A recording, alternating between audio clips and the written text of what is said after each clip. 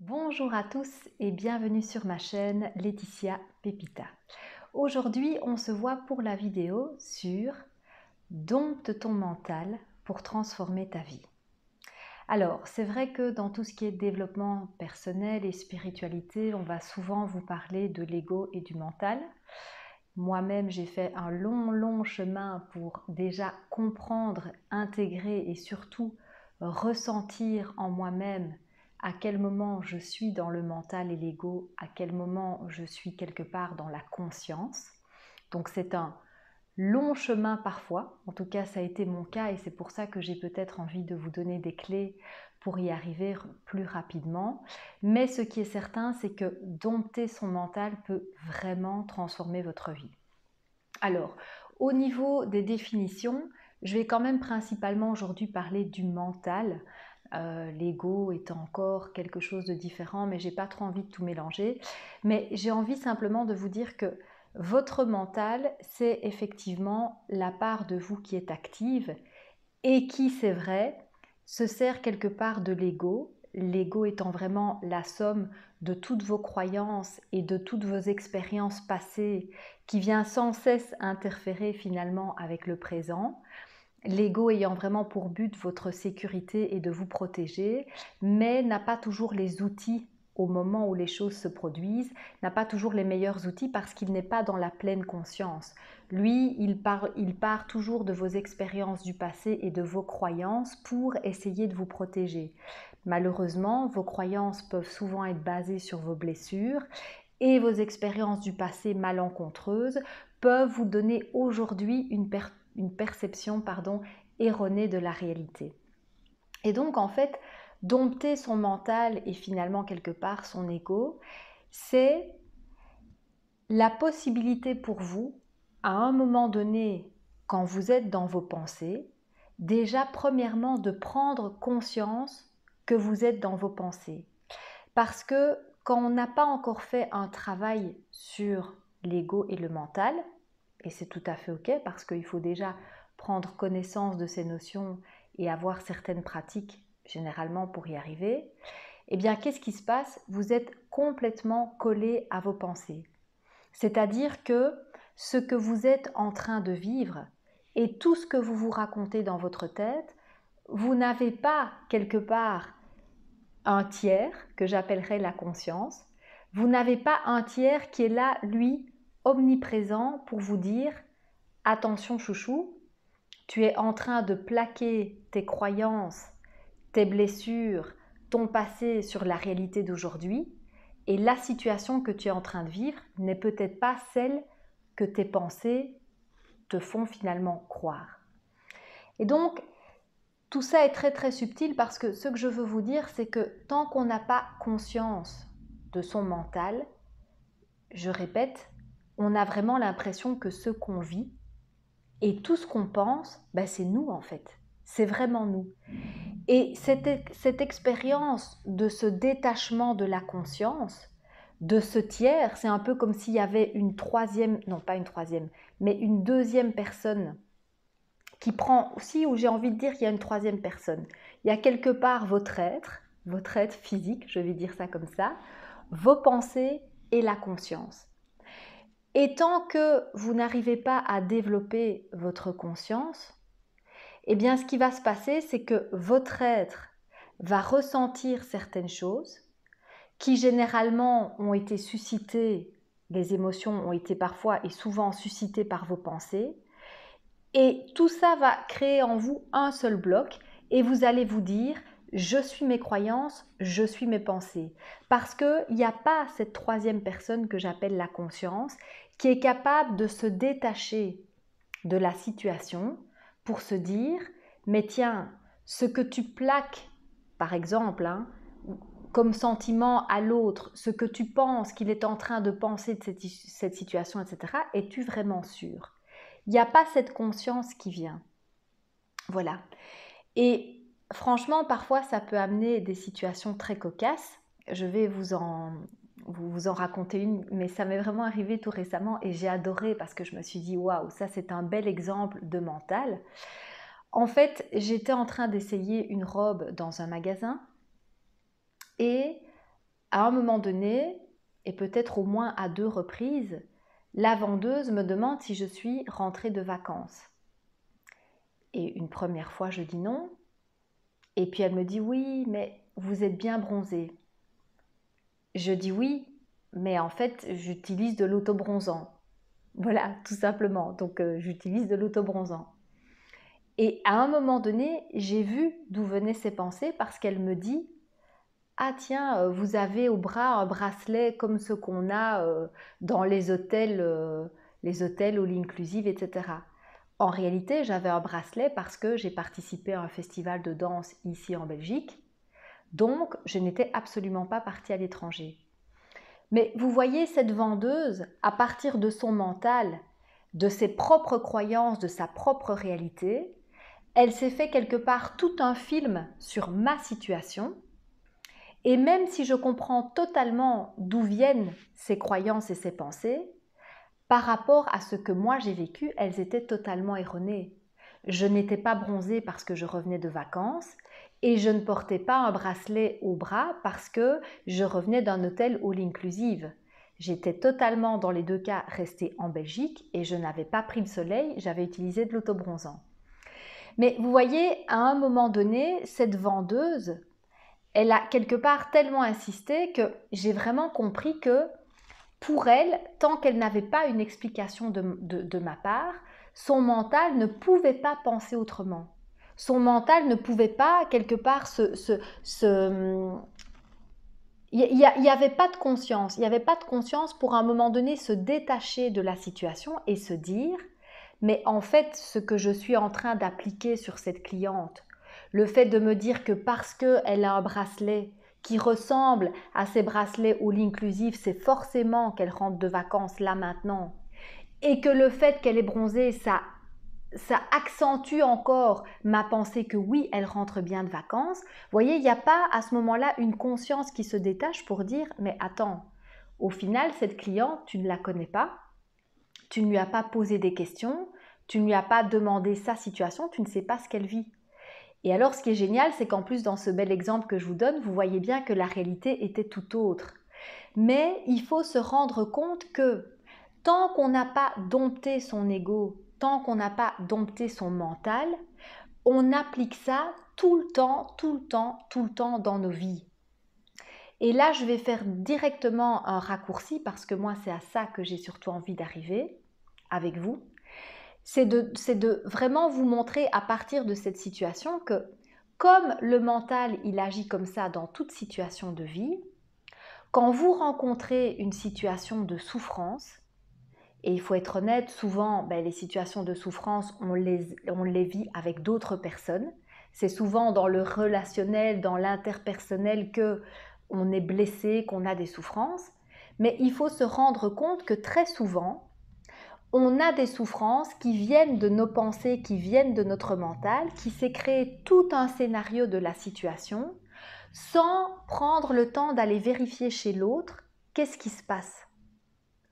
Et je veux vraiment vous amener à ça parce que, en général, quand vous arrivez à vous détacher de la situation souffrante, parce que vous avez développé votre conscience de vous-même, cette conscience qui peut se détacher d'une situation et avoir un aperçu plus global, eh bien vous allez vous rendre compte que cette souffrance en général, elle fait vraiment partie de vos blessures à vous et que vous avez interprété toute une situation à partir de vos propres blessures.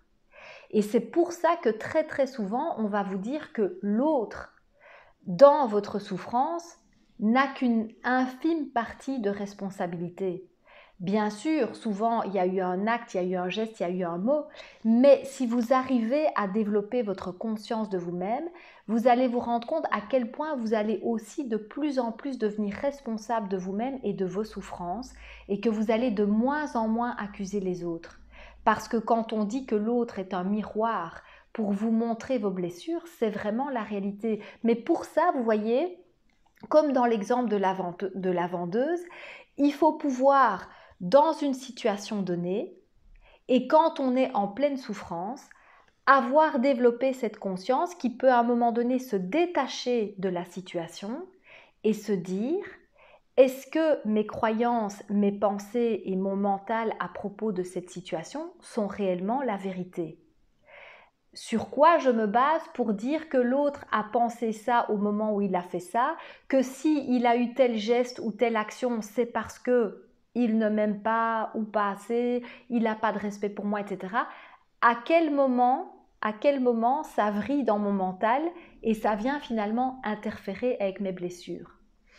Et c'est pour ça que je vous disais, à mon sens, tant qu'on ne dompte pas son mental, on a beaucoup de difficultés à transformer sa vie. Parce qu'on n'arrive pas à prendre cette hauteur qui permet de voir les situations non plus à travers nos blessures, nos croyances, notre passé, mais une conscience qui permet de voir la situation réellement telle qu'elle est. Et là, ce que j'adore, c'est de vous faire le parallèle avec l'aigle. Dans la spiritualité, voilà, on invoque souvent l'aigle qui fait aussi penser au Saint-Esprit. Et en fait, les qualités qu'on reconnaît à l'aigle, c'est son regard perçant. C'est un des rares rapaces et animaux tout court, je pense, qui est capable de regarder droit dans les yeux le soleil sans cligner. Voilà, essayez de le faire vous-même, vous verrez, c'est dur.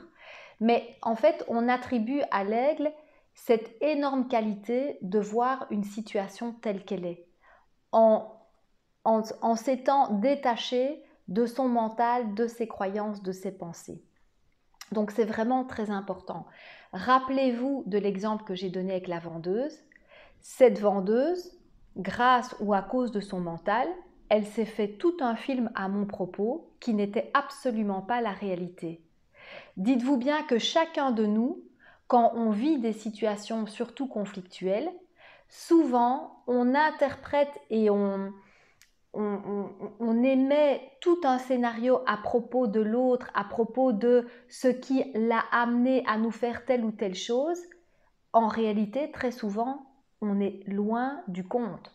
On s'est éloigné de la vérité parce qu'on n'a pas pris le temps, premièrement, de vérifier avec l'autre ce qu'il en est, et deuxièmement aussi, le travail de se détacher de ses blessures. Voilà, et c'est vraiment très important.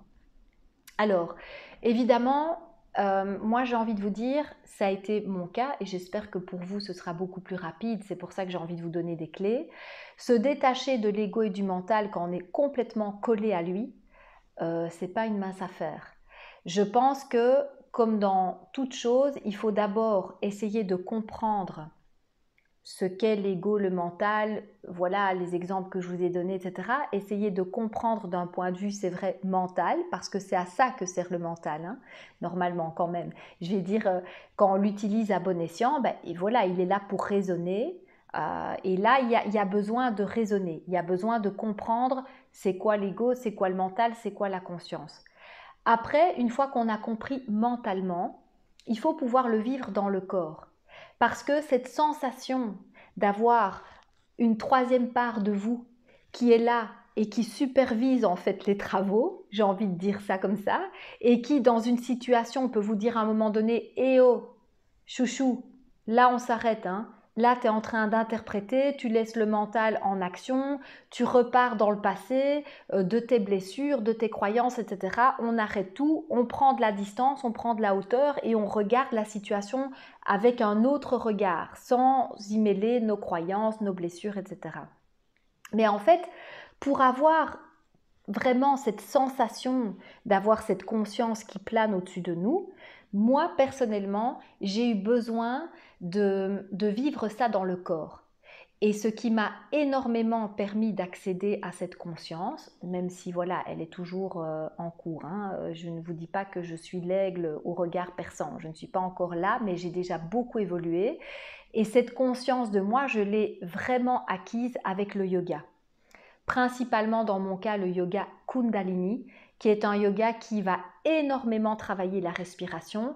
Et je pense que c'est cette partie-là de ce yoga bien spécifique qui m'a permis à un moment donné d'avoir dans le corps aussi cette sensation, ok, je ne suis plus collée à mon mental, je ne suis plus collée à mes blessures, je peux, comme l'aigle, prendre de la hauteur et voir la situation d'un autre œil. Donc personnellement, c'est le yoga qui m'a énormément aidé, mais voilà, beaucoup d'autres personnes ont notamment cité la méditation. Il y a encore certainement plein d'autres pratiques, mais en tout cas, moi, je vous inviterai, c'est mon parcours, je vous inviterai à un moment donné, si vous sentez que cette conscience est encore peut-être difficile à acquérir, je vous conseillerais de faire une pratique qui vous permet d'entrer dans le corps. Voilà, quand on fait du yoga, quand on est dans la méditation, à un moment donné, on revient au corps. Et c'est ça qui est important, au corps et au souffle. Parce que pour moi, la respiration permet beaucoup, beaucoup, beaucoup de se détacher du mental. Je vous l'ai dit, c'est pour ça que je préconise le yoga Kundalini. Et rappelez-vous, il y a un lien parce que quand on est très stressé, quand on est énormément angoissé, il y a même des médecins généralistes tout simplement qui vont vous proposer de faire des exercices de respiration. Et ça, c'est souvent quand on est en souffrance, quand voilà, on est collé émotionnellement à une situation, on va vous demander de faire des exercices de respiration. Eh bien oui, parce que même si je ne sais pas vous le prouver, entre guillemets, autrement qu'avec des mots, je peux vous dire que respirer, à un moment donné, ça déclenche quelque chose en vous. C'est vraiment ce truc-là, voilà, qui fait que vous allez pouvoir commencer à vous détacher d'une situation d'un point de vue émotionnel. Voilà, vous ne serez plus collé à vos croyances, à votre mental, à vos souffrances, à votre passé, et vous allez pouvoir voir la situation d'un autre œil. Alors, excusez-moi, je regarde nos petits copions pour voir si voilà, je n'ai rien oublié. Alors oui, il y avait encore 2-3 clés que je voulais vous donner. Donc comme je vous disais, pour moi, c'est important de comprendre que on ne peut pas transformer sa vie sans y mettre de la conscience. Si je vis ma vie en permanence en étant collée à mon mental, eh bien, je tourne en rond. D'ailleurs, ça pour moi, c'est une indication infaillible que vous êtes coincé dans votre mental, c'est quand justement dans votre vie, il y a une situation dans laquelle vous tournez en rond. À partir du moment où vous tournez en rond, c'est que vous êtes dans votre mental. Pourquoi je dis ça? Parce que malheureusement, et j'en ai fait les frais et j'ai aussi envie de vous éviter ça, malheureusement pour moi, le mental, quand il est utilisé pas à bon escient, eh bien le mental vous coince dans votre vie. Quand vous êtes coincé dans le mental, vous n'êtes plus vivant. Parce que le mental, il faut se le représenter comme étant la petite souris qui tourne, qui tourne, qui tourne dans sa roue et qui n'arrive pas à en sortir. À un moment donné, vous avez collé des croyances, des pensées, des blessures, des souffrances sur une situation et vous n'arrivez pas à en sortir parce que vous ne prenez pas de la hauteur. Et donc, le mental qui a quand même pour but votre survie, le mental et l'ego qui ont pour but votre survie et votre sécurité, comme ils sentent que là, ils sont en train justement de perdre le contrôle et que le mental ne veut pas perdre le contrôle, eh bien, il va continuer à tourner dans sa roue. Mais pendant ce temps-là, vous n'êtes plus dans la vie. Parce que la vie, c'est à un moment donné pouvoir lâcher prise, pouvoir se dire « Aujourd'hui, je n'ai pas la réponse à cette situation.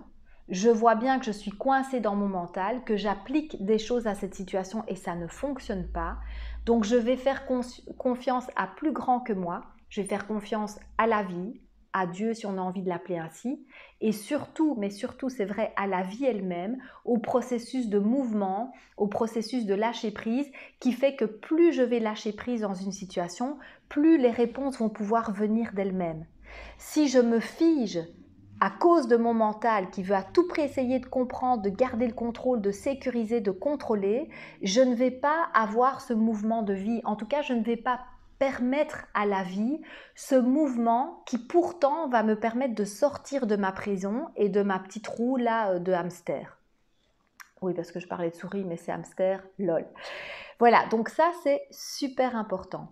Pour ça, j'ai aussi envie de vous donner une clé que je viens de lire et que j'ai adoré. Alors je vous montre le livre, c'est Franchir les étapes de la conscience. Donc franchir les étapes de la conscience et c'est de Benoît Rancourt. Alors ce que j'ai adoré, c'est que lui, une de ses techniques pour sortir du mental, c'est de dire oui. Tout simplement de dire oui. Alors j'ai adoré pourquoi? Parce que c'est comme je vous disais, plus vous êtes en train de résister à une situation, et vous le voyez bien parce que vous êtes en train de tourner dans votre mental justement sans trouver de solution, plus vous êtes en fait en train de dire non à la vie. Vous n'êtes pas dans l'acceptation. Si vous êtes en train de tourner comme ça en rond, il faut être honnête, c'est parce qu'il y a dans votre vie une situation qui souvent vous fait souffrir, une situation que vous avez beaucoup de mal à accepter, et plus vous êtes dans le refus de la situation, moins vous êtes dans la vie et plus vous êtes dans le mental. Et donc lui, sa technique du oui, c'est tout simplement de dire oui, d'accepter la situation telle qu'elle est. Alors, ça paraît facile en disant ça comme ça, mais évidemment, ça ne l'est pas. Ça ne l'est pas parce qu'en général, si on est coincé dans le mental, je le répète, c'est parce qu'il y a de la souffrance.